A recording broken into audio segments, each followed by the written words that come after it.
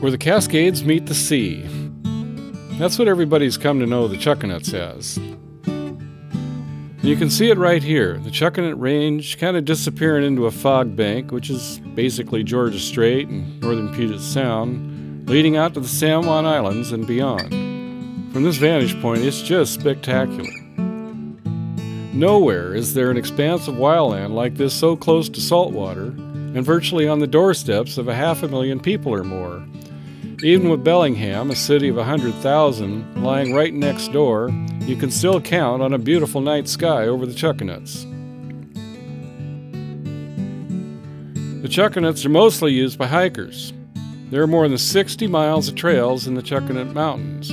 About a third of that mileage is on Blanchard Mountain. Blanchard is really the crown jewel of the Chuckanuts. From the south, the mountain forms the beginning of the Chuckanut Range as it rises above the rich farmlands along the Samish River. From the east, Blanchard Mountain stands unassuming above Lake Samish and the surrounding lowlands. The mountain delivers clean water to streams and rivers that support salmon and steelhead runs. Some of these streams also feed Samish Bay, which helps clean the waters of Puget Sound. There are many outstanding trails here.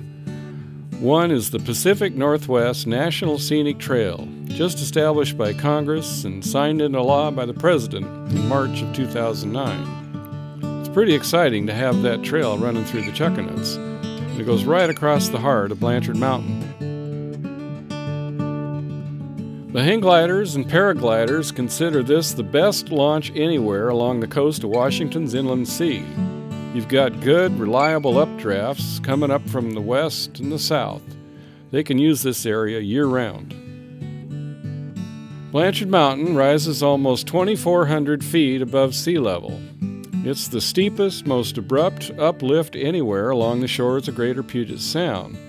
It tops out near what's called Oyster Dome. There's actually a higher summit that's wooded, but Oyster Dome gives you that million-dollar view out to the San Juan Islands. In fact, you can see the Olympic Mountains, you can see the Coast Range of Canada, you're standing in the Chuckanut Range, and if you go around the corner a little, you can see the North Cascades, so it's quite the vantage point. Here, the trail to Lily and Lizard Lakes offers one of the best family-friendly forest walks on the mountain.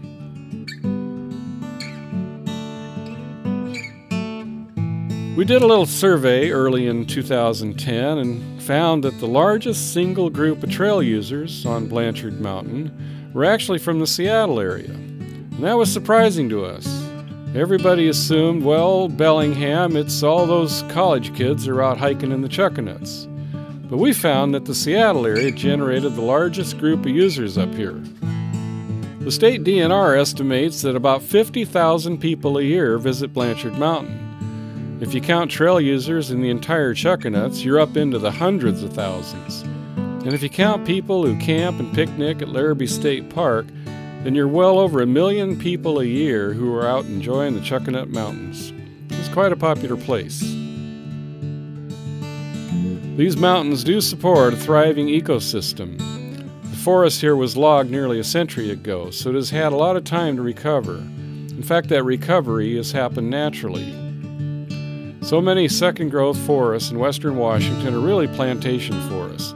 The native trees were cut down and replaced with single-species trees, typically Douglas fir, so we now have even-aged, one-species tree farms that really aren't well-functioning ecosystems at all. By contrast, on Blanchard Mountain, we have a rare example of a naturally regenerated forest with trees of all sizes, ages, and species, well on its way to becoming old growth. The Oyster Creek watershed, unspoiled by development, it remains an important refuge for wildlife. It's amazingly intact. As wonderful as this place is, it is threatened by logging and development. But there is hope. The Chuckanut Conservancy is working to protect this exceptional place. You come to a place like this and you just think, wow, I live here.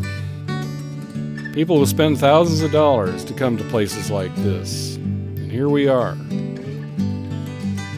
Not only is that a great benefit of living in Northwest Washington, but I think it's also a responsibility. There is so much to enjoy and appreciate here.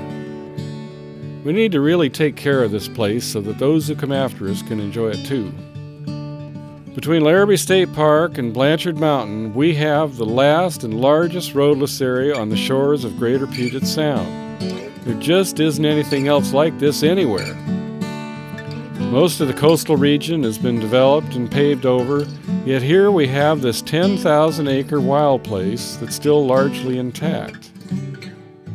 Well, we hope to keep it that way.